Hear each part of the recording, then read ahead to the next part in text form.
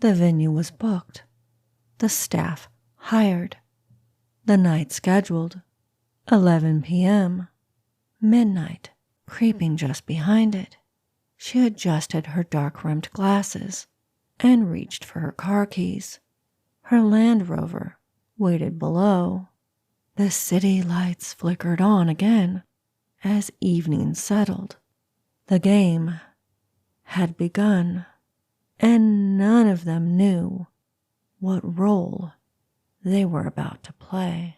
You've been listening to an excerpt from the Dinner List series. If you are interested in hearing more, you can use my contact details in the episode description, and I would be more than happy to send you a promo code, especially in exchange for a review. Now on to a true case of a dinner murder. Hello, and welcome to Shades of Murder. I'm your host, Alita Caldwell. In this podcast, I discuss cases of murder from around the world and throughout history, attempting to unravel the layers of darkness that help make humans into monsters. Please be forewarned that each episode contains specific and at times very graphic and disturbing details of the case. This show is not intended for all audiences, and listener discretion is strongly advised. Dinner party murders is a relatively popular trope that tends to be designated to the big or small screens. Certainly was a specialty of the late, infamous murder mystery writer Agatha Christie, and is known as part of a local dinner and murder mystery show. They are, however, extremely rare events in the world of true crime. There are plenty of murders that have occurred when someone is eating, particularly during family dinners, but being invited to a dinner party where one or more of the guests know that a death has been planned is pretty much unheard of. Let me present to you the exception to this rule. This is the case of Anu Singh and Joe Cinque. On October 24th, 1997, a small group of friends arrived at a townhouse at 79 Antill Street in Downer, Canberra, Australia.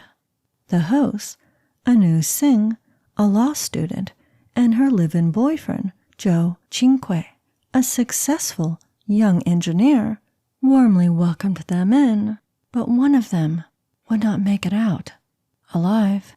2 days later, when officers and emergency personnel came to their residence, what initially appeared to be a tragic accident would reveal a plot that could be described as an act of theater, with a cast full of immoral, depraved, supporting characters, led by a delusional narcissist.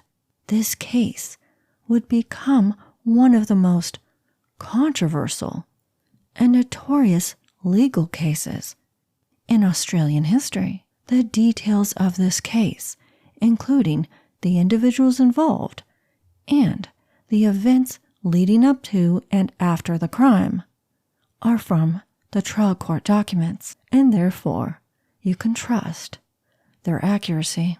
The reason I mention this is because there is a lot of inaccurate information surrounding this case, including it being classified as multiple dinner parties, which is not true.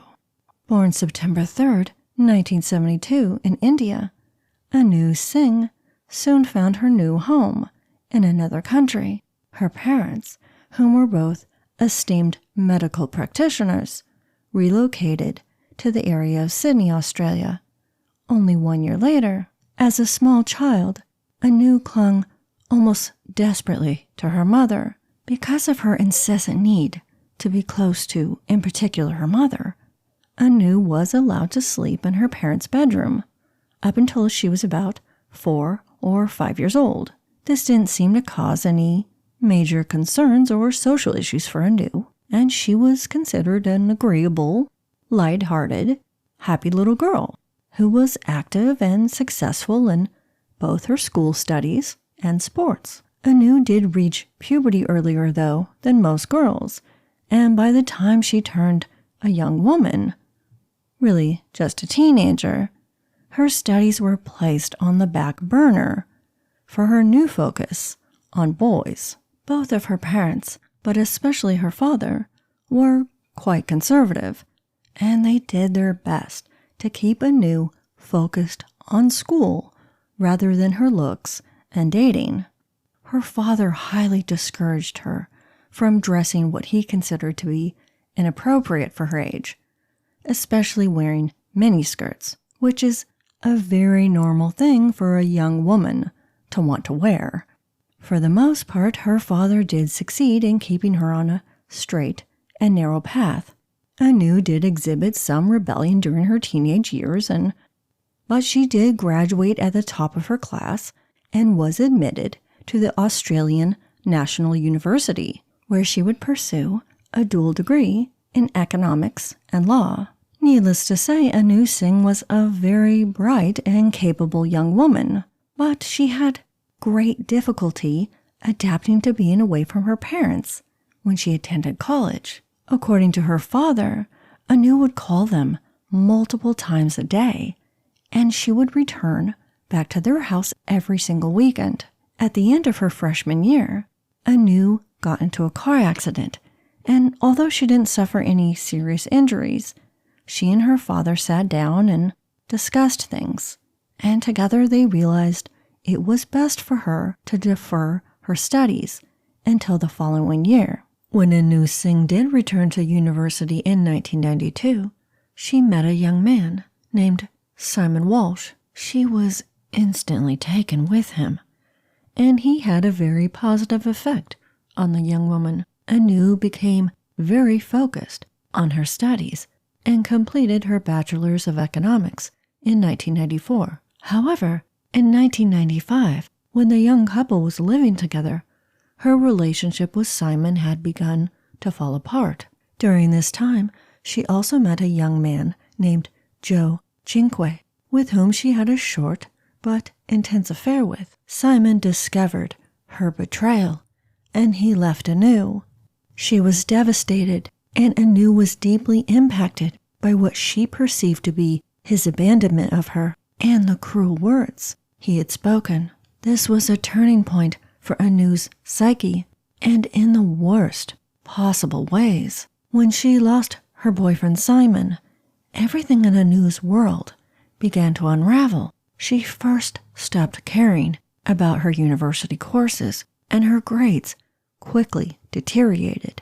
She became depressed and became obsessed with her body and her appearance. Anu began taking different kinds of drugs to escape this downward spiral. Her father said that during this time, when she would come home to her parents' place, she was overly emotional, sad, and suffering from severe insomnia. Toward the end of that year, her father, Dr. Singh, grew very worried about her visible weight loss. She would point out to him how her skin hung down, which she referred to as fat, but it was only her skin. Anu's self-image and identity had quickly grown into delusional self-loathing and despair. Anu had always been petite and was a vegetarian for many years, but now, according to her father, all he ever saw her consume was Diet Coke and Tim Tams, which are a popular brand of chocolate biscuits or cookies found in Australia. Her father intervened and tried to convince her that she was depressed and had an eating disorder.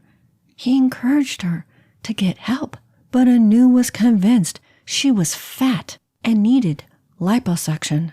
The father and daughter constantly argued about the matter. Realizing that she was desperately intent on having the procedure, her father gave her the money, but fortunately, she never had it done. At this time, Anu Singh weighed around 40 kilograms, which equates to 88 pounds. Anu Singh was still involved with Joe Cinque at this time, and by late 1996, the couple's relationship had become much more serious, much to Joe Cinque's parents' concern. They didn't believe Anu was good for their son, and they felt she was taking up too much of his time and energy. But Joe told his parents that he loved Anu and that he would always be there for her and do anything to help. He was devoted to Anu, but nothing he did seemed to have a positive effect on Anu's mental health. If anything, she became only worse.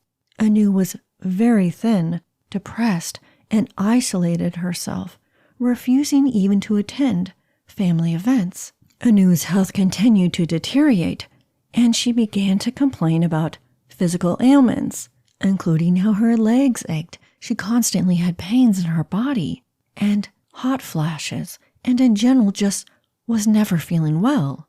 Her mental and physical health continued to decline. In early 1997, Anu Singh stated how she couldn't feel her head, that she had a different head on a different body. Her father urged her to get help. He believed she had a mental illness and needed professional psychiatric care, but she refused to listen to him, telling him that there was nothing wrong with her mind. It was only her body. In one particular incident, Anu's father observed how she was rarely sleeping and constantly pacing back and forth. She was crying and pulling and pinching at her skin. Anu said to her father, "I think I have a different head. I have a different head on a different body. I am going mad." She also told him that she was feeling hot and things were crawling underneath her skin.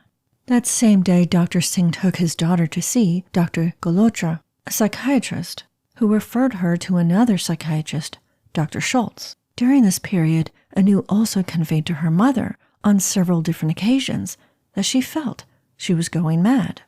Anu Singh told people in her life that she was suffering from chronic fatigue syndrome. Throughout 1997, she was seen and evaluated by a large number of medical professionals, including multiple neurologists, but they all believed her problems were all psychological. There was absolutely nothing physically wrong with Anu Singh. However, no matter what anyone told the young woman, whether it was her loved ones or medical professionals, Anu was convinced she had a grave physical condition or disease that was eating away her muscles, and she refused to entertain the thought that it was all in her mind. On May 16th of 1997, her mother grew so concerned about her mental well-being that she contacted the mental health crisis team in Canberra. Anu later told her father, "Dad, look at my body. What is happening? My muscles are gone. I am fat everywhere. I don't think I am going to live. Life's not worth living like this." Anu's mental illness and obsession with her body and delusions would cause her to take up to 10 showers a day. During this same month, she confessed to her friend, Rachel Fortunato, that it was Joe's fault she was sick because he introduced her to Ipecac. Ipecac syrup is a medicine that is used to traditionally induce vomiting from accidental poisoning. I would presume based on the fact that Anu Singh was so obsessed with believing she was fat that she was using Ipecac to induce vomiting for weight loss. Anu told her friend Rachel that she hated him and that she was going to kill him, her ex-boyfriend Simon Walsh, and all of the doctors. She even said to her friend Rachel that she knows the law and psychiatry, so it wouldn't be that difficult to convince someone that you're insane. That June, Anu and her friend Madhavi Rao were observed at the National Library photocopying pages about suicide from a book that was published by the Hemlock Society. Anu was later introduced to a young woman named Bronwyn Kamek, a medical student who worked at a doctor's surgery office. When Anu met her, the first thing she said was, "Can you get me a gun?" The woman pointed toward the junkies who hung out on the square. There, Anu met a man named Mr. Bowers Taylor. When he asked her why she wanted one, Anu told him that she had permanent neurological damage. She wanted to end her life and thought that shooting herself was the best way. Anu told the man that she had considered several different methods, including poisoning and hanging, but decided that shooting herself was the best option. Anu later told Mr. Bowers-Taylor how she had bought half a gram of heroin, and that Mr. T, which is how the drug dealer is referred as, had mixed it for her and demonstrated how to inject it. But then she later contacted Mr. Bowers-Taylor and asked him for help in finding the veins. In early October, Anu purchased 2.5 ounces of heroin from the man known as Mr. T, priced at $500. He took a small amount of the drug as a form of commission and placed the remaining amount inside 2 syringes. Since this was a considerable amount of heroin, when he asked Anu why she needed so much, she replied, "Someone's coming with me." When Mr. T inquired as to who she meant, and that if that meant someone was committing suicide alongside her, Anu confirmed that, yes, someone was. But when he asked her who the person was, she replied that he didn't need to know. On the 21st of October, Anu discussed with Ms. Kamek the possibility of finding some Rohypnol tablets, also known as roofies, which is commonly associated with a drug rape drug. She told Anu that she could get some from a previous prescription that she had, to which Anu offered her some heroin in exchange. The next day, the two of them drove to the doctor's surgery office to get the prescription. Anu also inquired with her as to how many Rohypnol tablets she would take, with or without heroin. Ms. Kamek replied that she wouldn't advise her to take more than 2 or 3 Rohypnol tablets without heroin, and with heroin, it would knock an individual unconscious. The next day, Anu called Mr. Joey Tan, another fellow law student, to invite him over to her and Joe's place for a dinner party they were throwing. She also inquired if he knew where she could obtain Rohypnol tablets, to which he replied he did not. Mr. Lynn Mancini, another fellow law student, whom Anu had openly and almost casually spoken about her hatred for her boyfriend and how she blamed him for her severe physical problems, was also in attendance at this party on October 24th. He observed how Anu was abnormally vivacious, even bubbly, full of life and energy that night, which was very out of character for her, especially within these last couple of months. When Lynn asked Anu what had gone into her, Anu said she was smashed, that she had taken some Rohypnol tablets and had a couple of drinks. The evening was all around pleasant, and nothing seemed out of the ordinary between the couple or amongst the other guests. They ate dinner, had drinks, and had a great time. And between 2 a.m. and 3:30 a.m., all of the guests gradually left Joe and Anu's home, except, that is, for Madhavi Rao, Anu's close friend, who remained behind. One of the guests, referred to as Mrs. J in the case, had planned to stay with Madhavi Rao that night. Around 5 or 6 a.m., she returned, and they had a strange conversation. Apparently, what Ms. J learned from Madhavi Rao really upset her, so much so that she left her home and went back to her own place. At 9:16 a.m. the following morning, she called Madhavi and also talked with Anu, who was there with her. Ms. J accused Anu of trying to commit suicide and kill her boyfriend. After this confrontation, Anu and Madhavi drove over to Lynn Mancini's residence. It was noted that 5 attempted calls were made to Ms. J between 10:04 a.m. and 11:03 to which she returned the call at 11:12.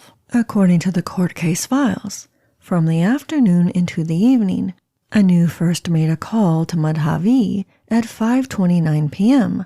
Then multiple calls were made to Lynn Mancini's residence between 5:40 and 6:42 p.m. Then a second call was made to Madhavi at 6:53. Then another was made to Mr. Bowers-Taylor at 6:57 p.m.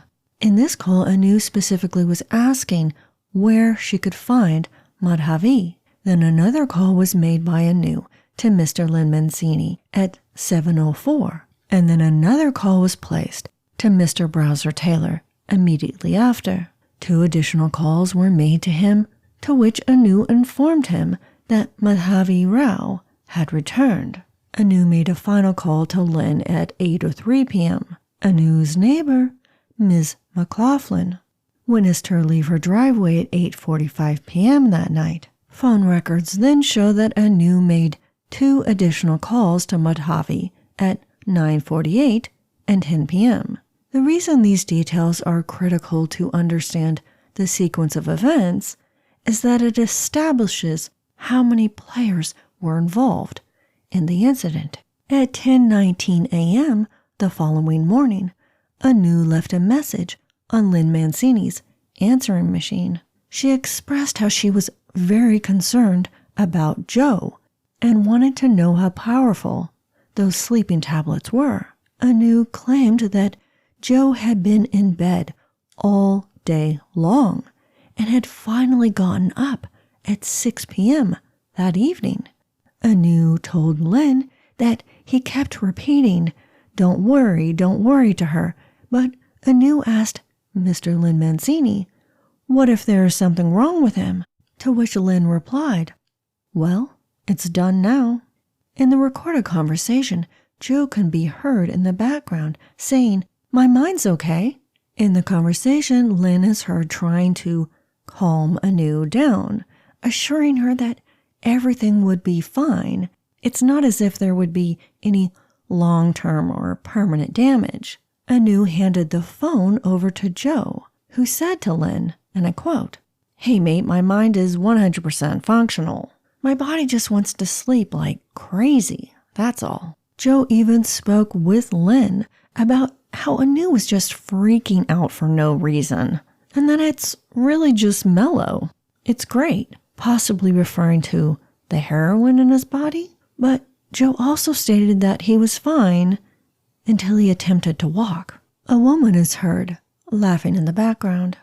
That night between 11:18 p.m. and a little after midnight, Anu contacted Mr. Bowers-Taylor 5 times. She told him that she felt strange and that she thought Madhavi may have laced her drink.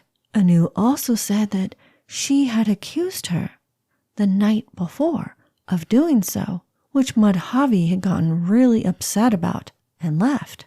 One last call was made to Lynn Mancini at 12:17 a.m., but Lynn Mancini claimed he couldn't remember the details of the conversation.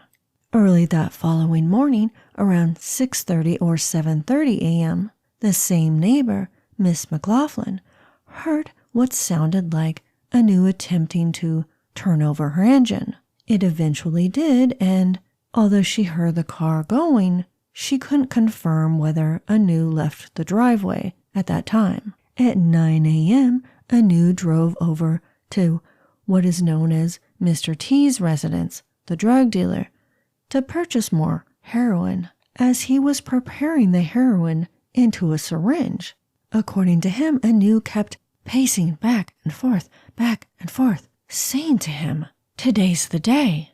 Mr. T told her to stop being silly and just chill out. Between 9:13 and 9:40, Anu contacted Madhavi 7 different times. Her roommate, a man identified as Mr. Flexmore, stated that he heard Madhavi Rao speaking on the phone several times, and at one point she used Anu's name. He heard her say something to the extent of, leave me alone. But toward the end of one of the conversations, the last known call, she said, okay, come over. While Anu remained at Mr. T's house, he left at some point, presumably to obtain more heroin for her. During this time, his roommate, identified as Ross Manley, arrived and suggested that Anu also leave while Mr. T was out.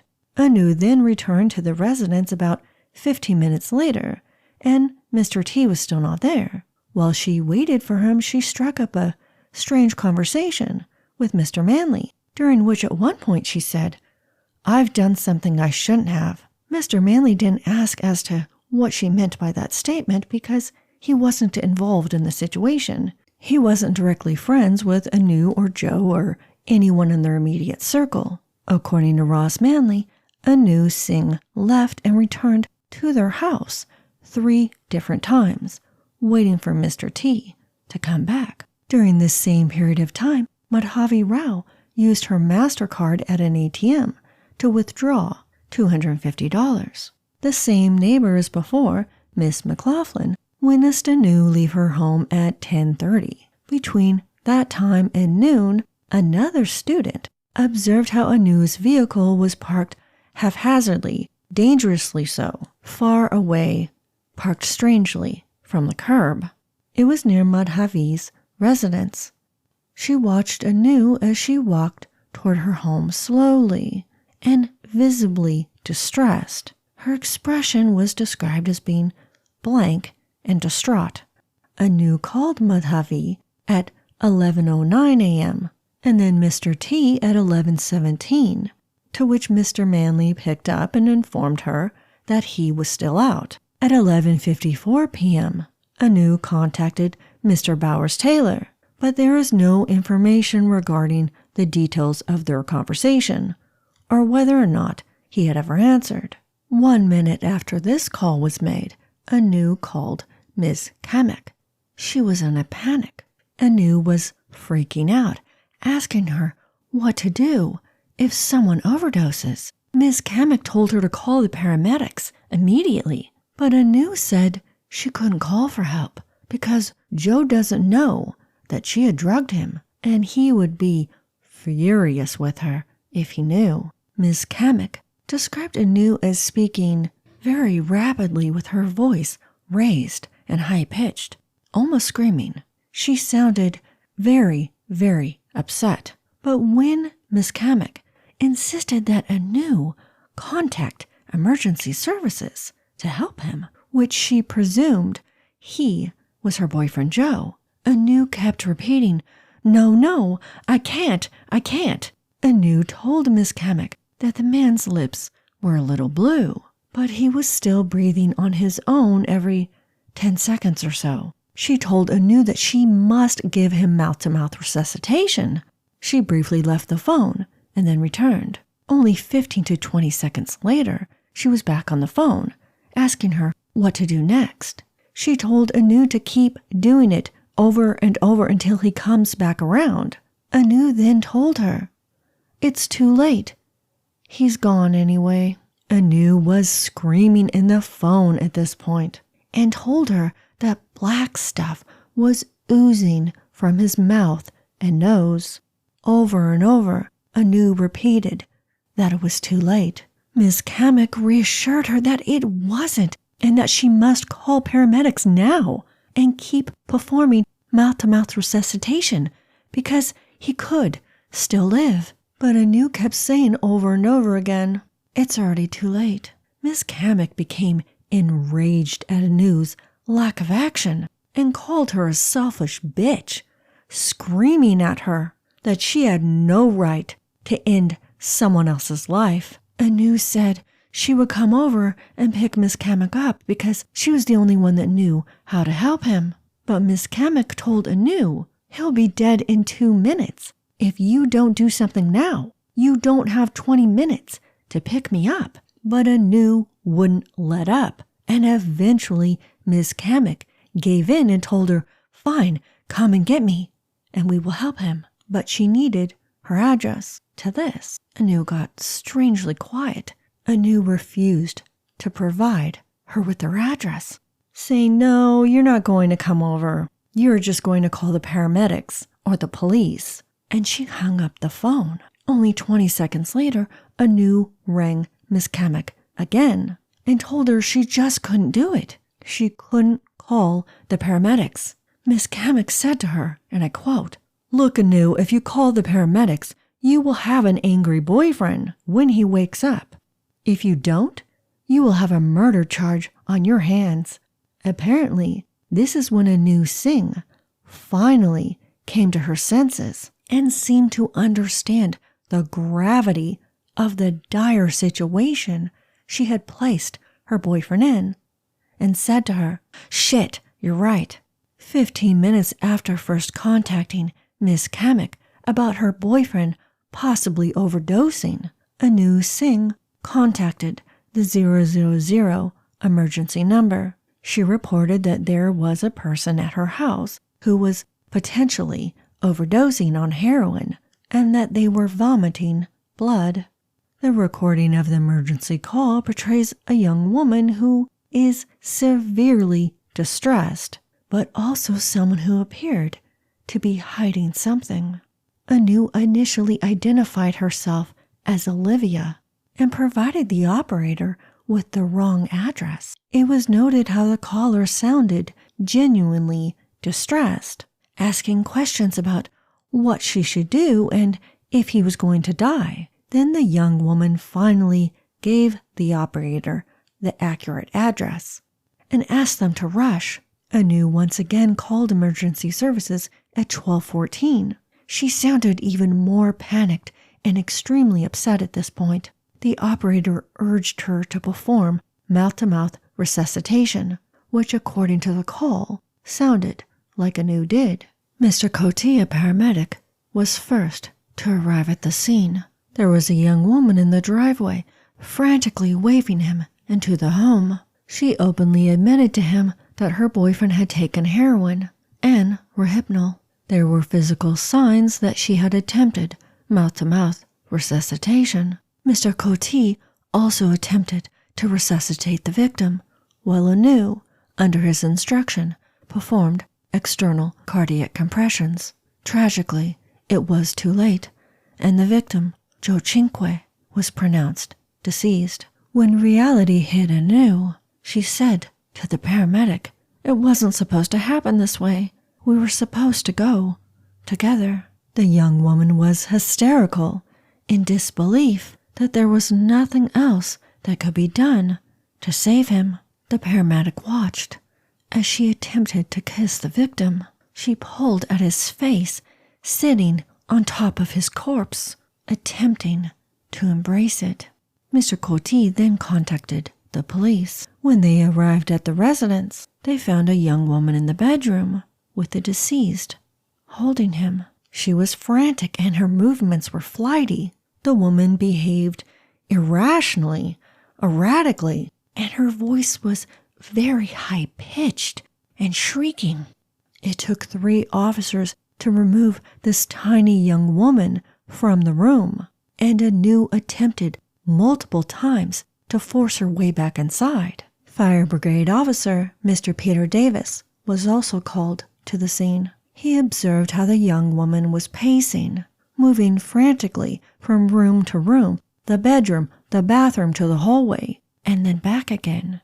She was highly agitated and visibly upset. Another firefighter, Ms. Georgino Kikos, was also in attendance. When Mr. Cote announced the young man's death, she overheard Anu say, "You can't stop, you have to bring him back." She watched as the young woman paced around the house, and at one point she knelt down, caressing the victim's body, saying, "This is not happening. You have to bring him back." While all of this was occurring, Anu made multiple calls to Madhavi Rao and Mr. Lynn Mancini. The first call was made to Madhavi shortly before the firefighters arrived. That was at 12:31 p.m. Then Anu called Lynn Mancini at 1:06 p.m. and again at 1:11. She later contacted Miss Rao at 1:33 p.m. and 1:39, and lastly to Lynn at 1:53. Sergeant Fitzpatrick was the first police officer to arrive at the residence. He witnessed how the young woman was straddling the victim in the bedroom. She was rocking back and forth with his body, crying, "No, no, don't leave me, Joe, Joe." At 6 p.m. that day, Anu Singh was arrested and charged with the death of 26-year-old Joe Cinque. She was clearly agitated but coherent. Her father, Dr. Singh, was permitted to see his daughter at around 10 p.m. that night. He described Anu as being hysterical, crying, agitated, and incoherent, and she was asking him, "Where am I?" as she repeatedly pinched and folded the skin of her arms.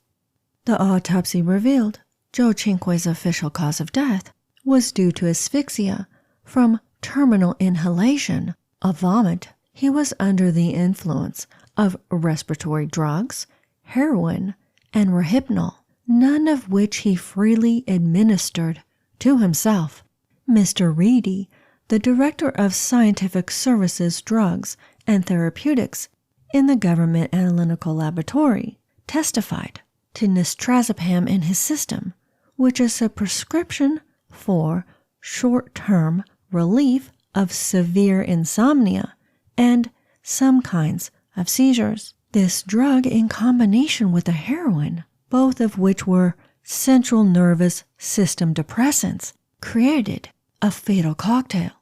The dose of Rohypnol almost guaranteed the young man's death. Then 25-year-old Anu Singh faced 3 different charges, including murder, attempted murder, and the intentional and unlawful attempt to administer to another person a stupefying drug, to wit, heroin, likely to endanger human life. Her friend, Madhavi Rao, also faced the same charges. The initial trial was conducted jointly with the accused, Anu Singh, and co-accused, Madhavi Rao. However, evidence surfaced that was not admissible against Anu Singh, under the belief that it would potentially cause unfair prejudice. But it was admissible and noted as being very important in the case against Madhavi Rao.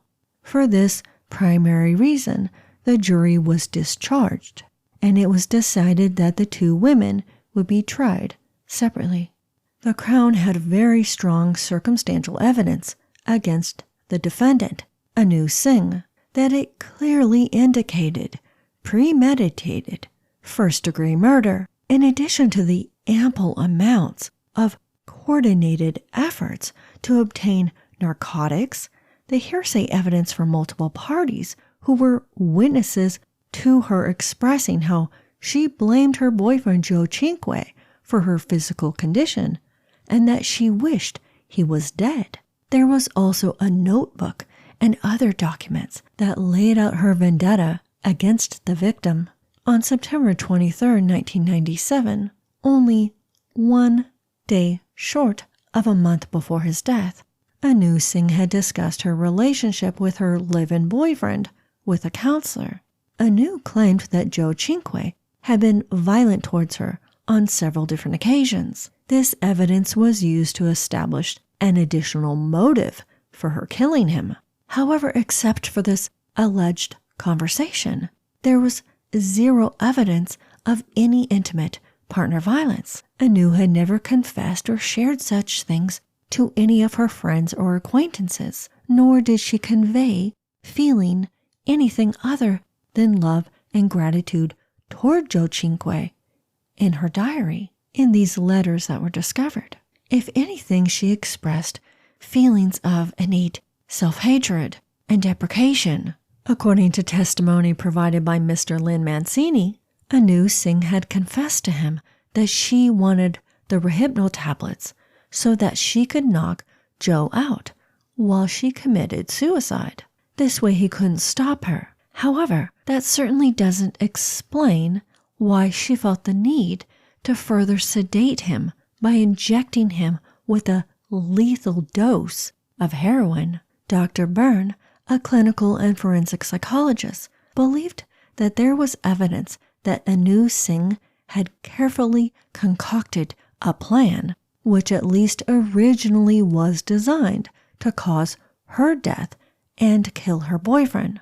It was also critical to point out how the accused was a highly intelligent individual who had some legal education. Professor Mullen, a forensic psychologist for the defense, agreed upon cross-examination that Anu Singh had admitted that she injected the victim with heroin with the purpose of ending both of their lives, although the accused was suffering from what the court described as abnormality of mind, and her grasp on reality had been badly shaken, likely due to the combination of both her deteriorating mental health and her use of serious narcotics in the months leading up to the act. But there was no evidence of it afterwards. In fact, based on the evaluation performed by Professor Mullen in March 1999, Anu Singh didn't suffer from any psychological condition at all that would affect her judgment, perception, or memory. The letters, which were taken from Anu Singh's locker when she was held in custody at Belconnen Remand Center, illustrated that she knew what had happened and that it was important to her to write it all down so she could fully understand and process what her state of mind was at the time. Anu writes about how her plan began when she and Madhavi researched suicide at the National Library back in June of 1997. At the time, she solely had her mind set on killing herself, but then she came across a particular article. It concerned how partners react to losing their significant other or spouse. The couple swore that they just wouldn't be able to ever move on, but the data showed that within 2 to 3 years, the partner would remarry. This article really upset Anu Singh, and she thought to herself, well, if I die, Joe will just move on with another woman, and she wasn't going to let that happen. So that is when Anu Singh decided that Joe had to die too. She labeled this incident in her notebook as the first act of selfishness. There were 7 separate lines that detailed the steps or events that led to the culmination of her deciding to kill Joe Cinque. The second line stated, the articles were about OD on sleeping tablets. Too hard to take Joe with me that way, so started looking for a gun. Number 3, at no stage was I thinking of the future at all. I was thinking only of death at the time. All I wanted to do was die. Didn't even consider getting married as an option at all. 4, it was too hard to get a gun, so I looked into heroin. I needed sleeping tablets as well to take Joe with me, a second act of selfishness. 5, when I thought I had AIDS, I even put some blood of mine in his food so he would catch it too, a third act of selfishness. Evil, underlined. 6, spent heaps of time with Madhavi, getting the drugs, and learning how to inject. Number 7, went to a friend's house to learn how to inject. Spent all day planning death. Didn't do anything else. Didn't I think at the time that these friends of mine were helping me to die? Didn't I stop and think that Joe was helping me to live? No, because I thought I was going to die too. All these friends were helping me to die. On the night of the incident, I thought Madhavi had put roughies in my drink, so I thought, no one cares about me. They only care about Joe. I thought she had tried to prevent me from killing Joe. I should have thought, no one cares about me. Only Joe does. I felt compelled to do it because I thought everyone was against me and only cared if Joe died or not. Then I wasn't sure whether to call the ambulance, kept thinking, he will leave you, because Madhavi said, if you can't call the ambulance, he can't leave you. He will leave you and put you in an institution. I thought, no way. In a separate letter, Anu wrote to her mother, saying, things could be so different now, couldn't they? Happily married. You know, it was almost like I was working against Joe rather than with him, working with druggies who didn't care about me at all. Didn't I think these people didn't care if I lived or died? But Joe did. He cared. Oh, Mum, what a tragedy. But even if I wanted to die, why take Joe too? That's selfish and awful. My selfishness has ruined so many lives. You don't fully appreciate what you have until it's gone. That's for sure. So much I want him back. He's all I had. Always there for me. I wonder where he is now. Do you think he is in heaven? Will I be with him if I also die? And what about his parents? How they must be suffering now. Badly. They will never get over this. They have lost a son. Didn't I think of them? The most wonderful man in the world. Loved me so much. Would have made a perfect husband and father. Ruined perfect life. Ruined because of my own utter stupidity and selfishness. You must start preparing for my death now. My life is over. I made the wrong choice when so many others were available at the time. Worked with druggies rather than Joe. Should have protected him and worked with him. Now, so many lives are ruined. I wish these druggies were dead and not Joe. Not Joe. Mum, please not Joe. I know I can't turn back the time. My life is over. The state addressed how nothing in these letters or the other documents discovered ever said that what happened to Joe Cinque was an accident. Everything pointed to Anu Singh purposely and with careful, calculating planning, intending to kill her boyfriend. Her actions after the second injection of heroin does place into question her wish after the fact, since she went to extensive lengths to figure out how to save his life. But by then, she had already committed the crime. So how does her actions to save him after intentionally injecting him with the sole goal of ending his life negate her behavior?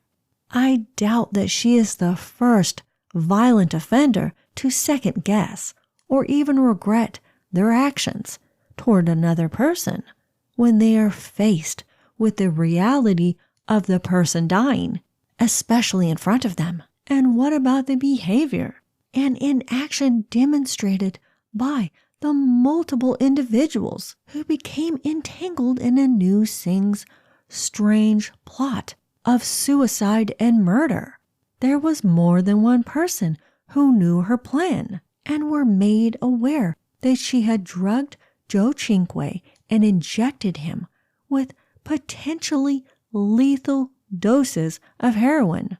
So what was their testimony regarding Anu Singh and her crimes? According to testimony provided by Ms. J for the Crown, she had given Anu Singh an ultimatum that morning after she first injected Joe with the heroin after the party. She told Anu she had two choices. Either give me Lynn Mancini's phone number, because for some reason she believed he would know how to handle it, or she would call the police. Mrs. J also testified that she told Anu Singh that she was going to call the mental health crisis and inform her parents. To this, Anu felt very threatened by, and she asked Miss J, "How will I know that I'm going to be safe with you knowing this? I can't have this hanging over my head for the whole time." Mrs. J decided that if she was given Lynn Mancini's number, that she would never mention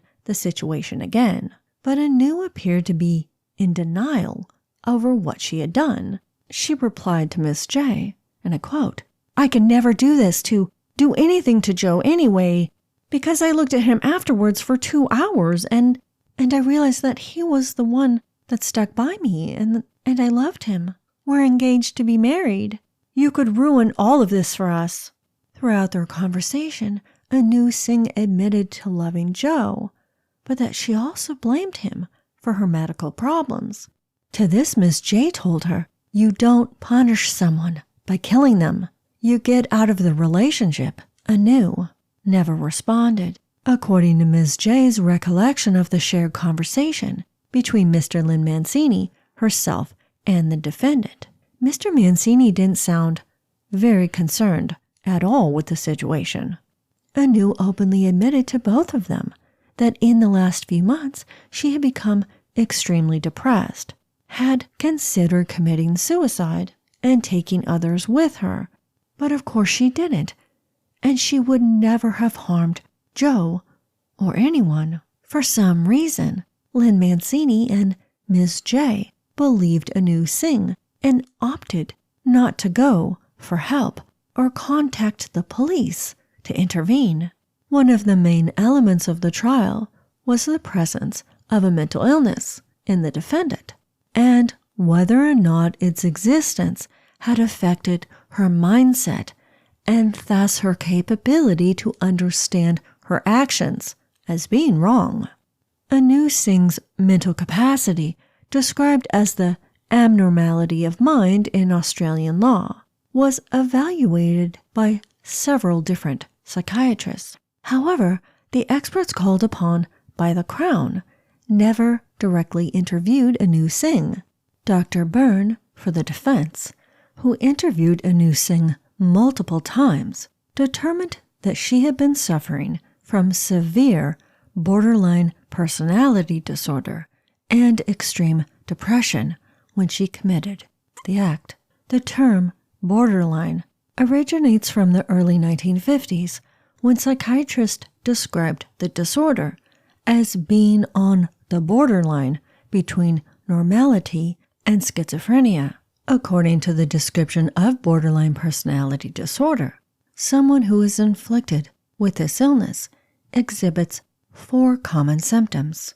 They have problems establishing a self-image. Such an individual suffers from extreme mood disorders like extreme fluctuations in mood and depression. They typically have issues relating to other people. And lastly, they have a history of significant impulsive behavior. Research has shown that an individual suffering from borderline personality disorder can easily become angry, even enraged, and their anger quickly escalates, which is very difficult, sometimes impossible, to calm down. These individuals also typically develop paranoia, which is commonly associated with their body. Dr. Byrne believed that Anu Singh had been suffering from abnormality of mind on October 26, 1997, when she injected Joe Cinque with a second dose of heroin, which proved to be fatal. According to Dr. Byrne's professional evaluation of the defendant, Anu Singh, this abnormality of mind consisted of a significant mental illness, which was exhibited by her psychosis or delusional belief that she was dying, her underlying depression, along with a severe borderline personality disorder. Dr. Byrne testified to Anu Singh's poor sense of reality, her poor judgment, and lack of understanding the true nature or consequences of her actions. In fact, her reasoning had become grossly impaired, and her thinking process was deranged and disordered, particularly over the last several months leading up to the crime. Professor Mullen also interviewed Anu Singh, but when asked by the court to set those personal interactions aside and evaluate her solely on the vast amount of medical documents, the professor agreed that there was significant evidence that she had severe depressive disorder. Although Professor Mullen elected not to assign the term borderline to Anu. He did concur with Dr. Byrne that it was her psychiatric illness and not her selfish character nor any drug effect that led her to committing the act. Professor Hayes for the Crown never interviewed or consulted with the defendant, Anu Singh, but he testified based on the psychometric tests that were performed on Anu prior to Joe Cinque's death and afterwards, as well as the many medical records and statements. Psychometric tests are used to measure a person's mental capabilities, their cognitive abilities, and behavior style. Based upon this evidence, Professor Hayes stated that there were two primary likely diagnoses for Anu Singh's actions. One involved a long-standing eating disorder, in addition to what she described as fluctuating depression, and the other was borderline personality disorder.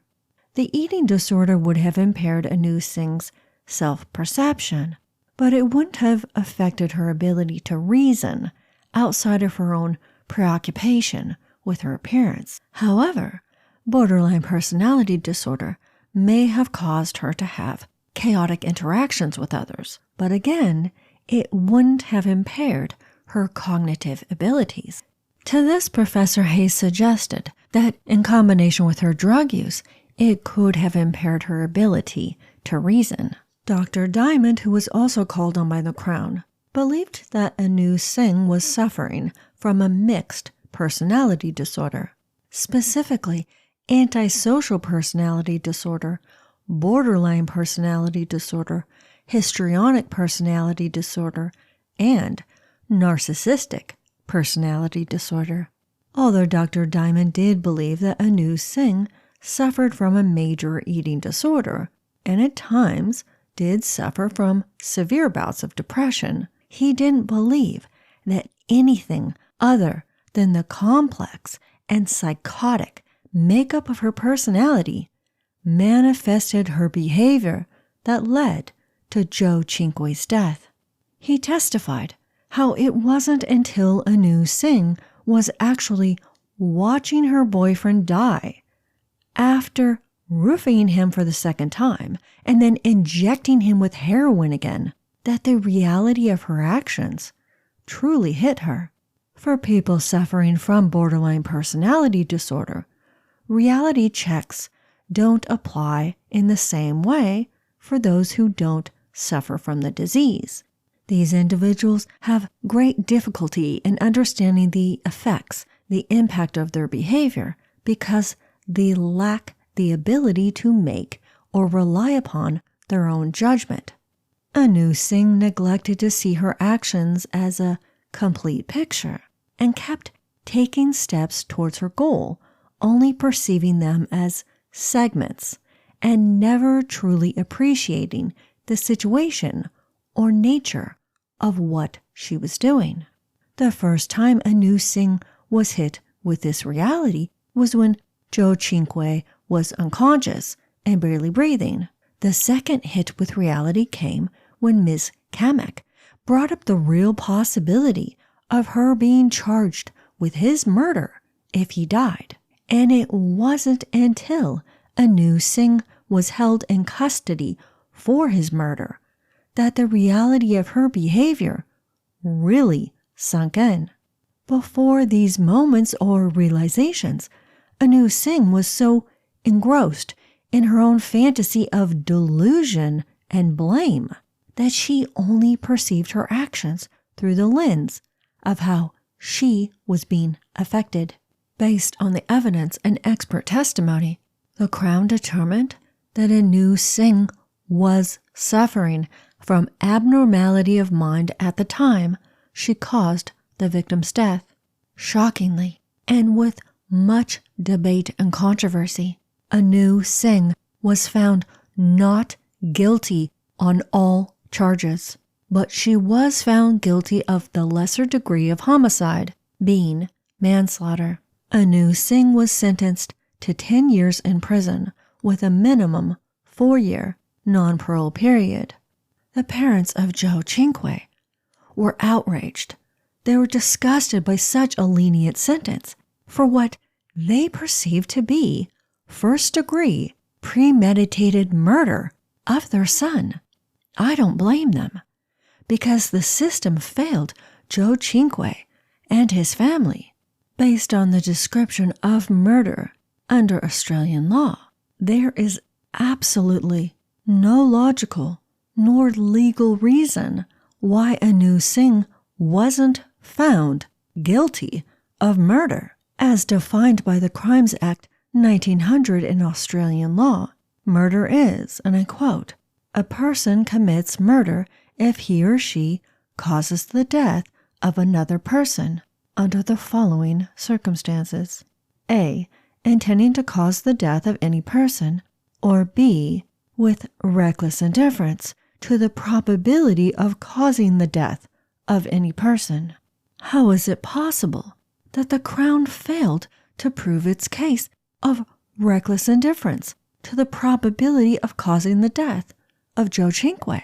All of the facts of the case proved otherwise. It's almost laughable that the prosecution couldn't establish her guilt on the third count, being the offense of administering a drug, poison, or any other substance that is likely to endanger human life or cause a person grievous bodily harm. That she roofied his drink should have been enough to prove that. How do you explain the trazepam also found in his system? Anu Singh had also given him sleeping pills, which should have been sufficient enough to further support this count. There was no reason to give him sleeping pills in addition to the Rohypnol and heroin if her primary purpose was only to render him unconscious, so she could kill herself without his interference. How anyone sensibly minded can believe that is beyond me. Her poor mental health is not under question, but she took very obvious and coherent steps to determine exactly what was necessary to end someone's life. Anu Singh literally injected a semi-conscious individual with an extremely dangerous narcotic, with an amount she had been informed of was enough to kill someone. Yet somehow that wasn't proof that she intentionally and knowingly administered a potentially lethal substance. Anu Singh didn't commit this offense on the one occasion either, since there was evidence that 2 days later, in the early Sunday hours, she had drugged her boyfriend Joe again with Rohypnol. Then she injected him with more heroin that resulted in his death. Her mental illness, as described under legal procedure as the abnormality of mind, became a mitigating factor that lowered the degree of her culpability and thus her receiving the lesser count of manslaughter. And the court noted how Anu Singh took steps to proactively save the victim's life. If her mental illness rendered her to the point that she was incapable of understanding the nature and seriousness of her actions, wouldn't it make more sense to then sentence her to a psychiatric hospital where she could receive the treatment she allegedly needed? But instead, she was given an insanely short period of incarceration for murder, which gave her a long life of freedom ahead of her. Her accomplice, Madhavi Rao, faced multiple counts in her second trial, including murder, attempted murder, manslaughter, and administering a stupefying drug. Shockingly, she was acquitted on all charges. Honestly, I am very surprised that the other players, the other characters in this crime, didn't face more legal charges. There was no sense of real accountability for the roles they played when they knowingly sold, provided, and even instructed Anu Singh on how to administer a drug that would end this young man's life.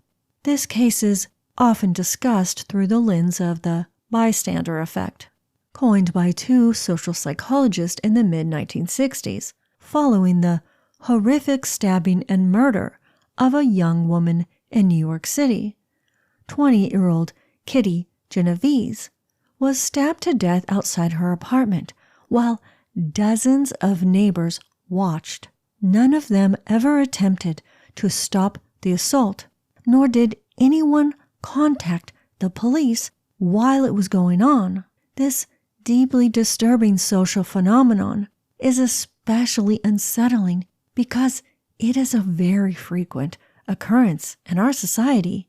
The bystander theory posits that the presence of others discourages individuals from intervening in a dangerous or an emergency situation, whether it's a medical emergency, harassment, sexual assault, or even murder. The greater number of individuals around, the less likely these bystanders at the scene are to provide any assistance. Studies have found that individuals are much more likely to intervene or get involved in a crisis if there are lesser or no other witnesses around. I have personal experience with this disturbing social phenomenon. It is really eye-opening and unsettling to watch people staring at you from their porches and balconies as you scream for help, and they do absolutely nothing. Now, granted, it is a fact some people just freeze up, or they don't want to expose themselves to danger, and especially under circumstances if the witness has small children, for example.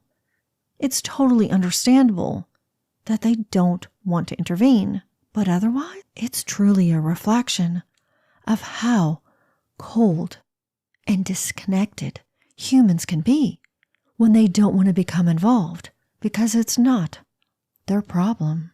In the case of Anu Singh and Joe Cinque, there are some elements of the bystander effect, but it's much more complicated than that. There is a lot of inaccurate information surrounding this case, as I find that is a common thread with many others.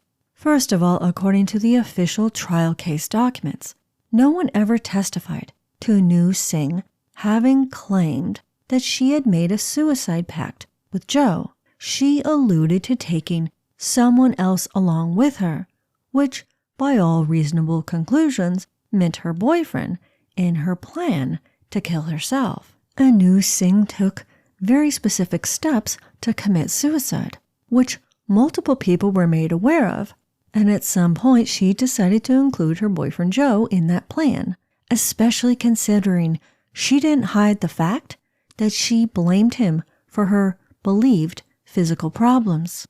Prior to the dinner party, she conveyed to many of their guests that she was planning to kill herself and Joe after their last social gathering. During the party, everything appeared to be normal and was more than pleasant between the couple. They were reportedly very affectionate and having a great time with one another and their friends. Everyone left except for one last guest after a lovely night.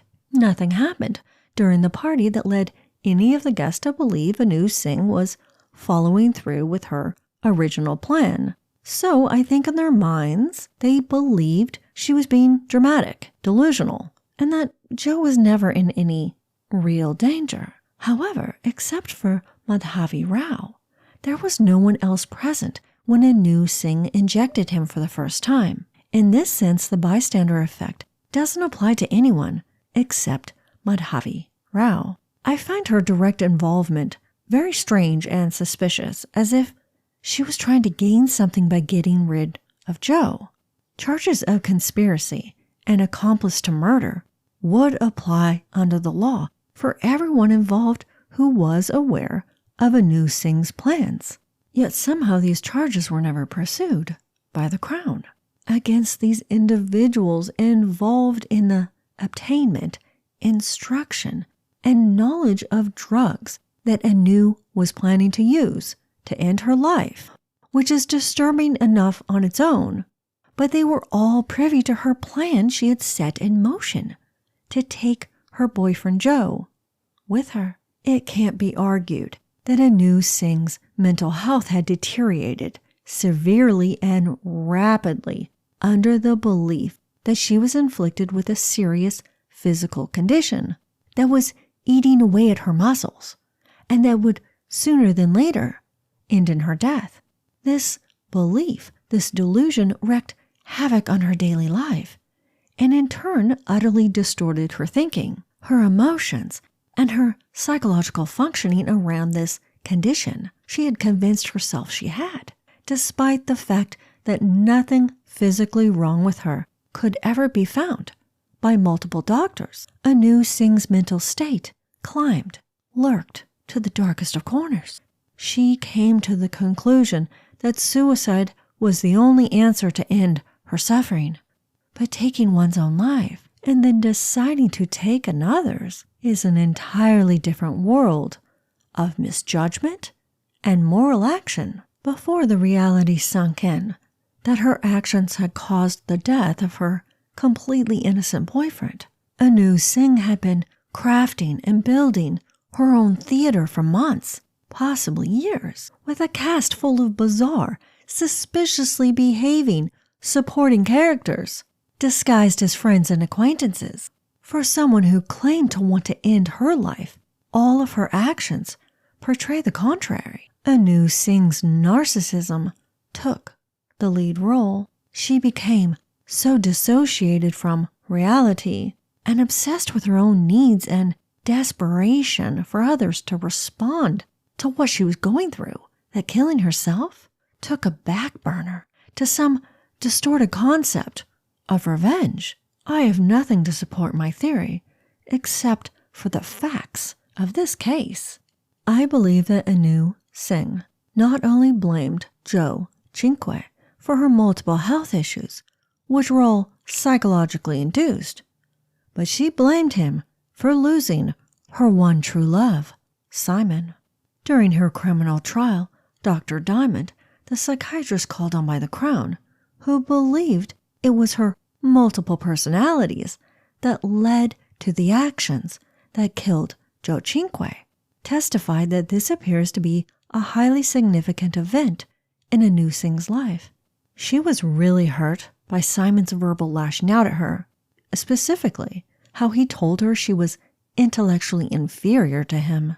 There is ample evidence by those in her life, as well as the visible physical impact it made on her appearance, that when Simon left her, sunk into deep depression. Losing him made her become bitter and delusional toward who caused their breakup, which culminated in her deranged thinking and thus violent behavior. I think she hated Cinque for sleeping with her and for Simon finding out. There was no information as to who informed Simon about their brief affair, but it fractured something inside psyche when Simon ended their relationship, and she never recovered. Her almost dormant personality disorders were awakened to their fullest potential. They came to the surface in a way that Anu had never experienced, nor her actions demonstrated before. In 2001, Cinque's parents' anger and sense of injustice toward the legal system and Singh only increased once she was freed. It comes to little surprise that this young woman with no previous record was released after serving only 4 years at Emu Plains Correctional Center. However, in 2004, she failed her parole conditions when she tested positive for smoking marijuana. She was sent back to prison, but was re-released in August based on a technicality surrounding her rescission of parole. Singh later earned a master's degree in criminology at Sydney University, which she began courses while out on day release. In 2005, Singh was employed at the Canberra Community Centre, which some people in the community had issues with. By 2010, Singh began doing research at the University of Sydney Faculty of Law, where she was awarded a doctorate for her thesis, Offending Women Toward a Greater Understanding of Women's Pathways into and Out of Crime in Australia. It outlined the 5 major pathways that led female prisoners to crime, which included sexual and physical abuse, unstable childhood, substance abuse, economic marginality, and mental illness. How ironic that a new Singh would find success after callously plotting and successfully murdering her boyfriend by pretending she could relate to these pathways of female inmates. I mean, except for mental illness and drug use, can someone explain to me how a new Singh, brought up by 2 loving and protective, affluent medical professionals, reflects this experience?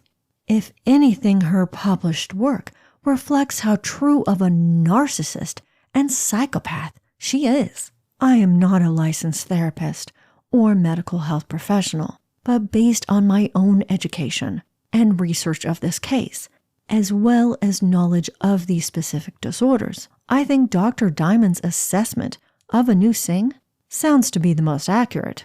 Her antisocial personality disorder was exhibited by her complete lack of empathy towards Joe Cinque and what her plans were going to cost him, which involved literally the end of his life.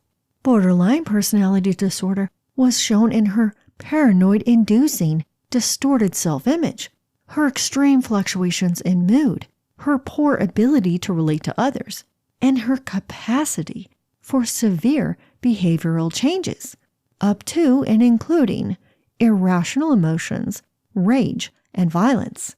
Her histrionic personality disorder was shown in her incessant desire to be the center of attention, her shifting and shallow swings of emotion that were expressed in such a dramatic way that they lack sincerity, as well as her obsession with her appearance. And then there was the obvious presence of narcissistic personality disorder. A new Singh was a textbook narcissist whose every waking thought and feeling was toward herself and what she was experiencing in life. Anu desperately wanted people to pay attention to her suffering, her needs, and she didn't consider, much less sincerely care, how her actions affected others around her. In her desperation and endless need for approval, affection, and affirmation, Anu Singh spiraled down the darkest of paths. In the end, she found a way to reinvent herself, elevate her life and education to the highest degree, and gain recognition and a pat on the back by the same warped system that allowed her to get away with murder. Thank you so much for listening. If you would like to listen to the Dinner List series, please contact me using the information in the episode description, and I would be more than happy to send you a promo code. Until next time, stay safe and watch out for shades of murder happening in the streets, next door, especially inside your own home. Shades of Murder is created, researched, written, and edited by Alita Caldwell.